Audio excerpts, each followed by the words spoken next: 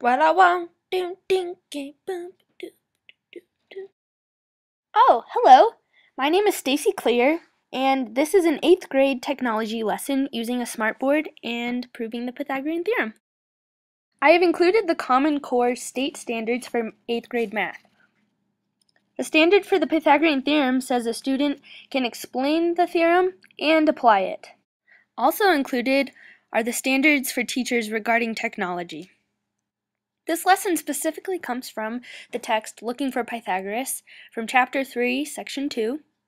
The supplies needed for this lesson are a smartboard and all its tools, the pre-cut out puzzle pieces from the chapter, pre-made string lengths of 3, 4, and 5 feet, the 3.2 follow-up homework, and composition notebooks for the students and pencils. Now for the actual lesson. Start with a daily warm-up routine. This routine is key for having students retain information that has been taught in previous class periods. Next, just jump straight into the Smartboard lesson. The first part of the lesson with its orange triangle allows you to drag the squares that are covering the variables of the side lengths to assess the class's knowledge about what is the Pythagorean theorem, and it's a squared plus b squared equals c squared. And this next slide also assesses the class's knowledge about what's the catch with the Pythagorean theorem. And the catch is on this one is that you have them point out that only right triangles can be used with the Pythagorean theorem. Puzzle playtime. Now instruct the students to play with their own puzzle pieces located on their desk. These are the pieces that you have pre-cut out for them. Tell them there is more than one way to piece the puzzle together.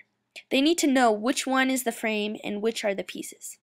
The Smartboard just demonstrates what their puzzle pieces look like. After the students have had time to play with their puzzles, come together as a class and go to the next slide. Smartboards are most useful when the students can go up and touch them themselves as well as the teacher. So go through both puzzles and ask for volunteers to come up one at a time and move the puzzle pieces. Encourage class discussion and how do these pieces fit together.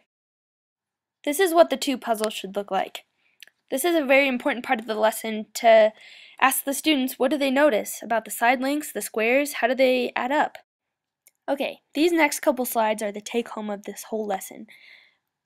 Prod them with open questions and see if they realize the relationship of the square and the triangle, the sides and the areas. It is a good idea here to make sure that the students have copied these two puzzles into their comp notebooks along with their side and area ratios. For the last activity, ask for 3 volunteers to come up and hold those prepared string lengths of 3, 4, and 5 feet. This is a cool activity to get students up and out of their seats and use teamwork to hold the strings together into a triangle. This activity demonstrates the practicality of the theorem to see the distance of the sides to hypotenuse ratio.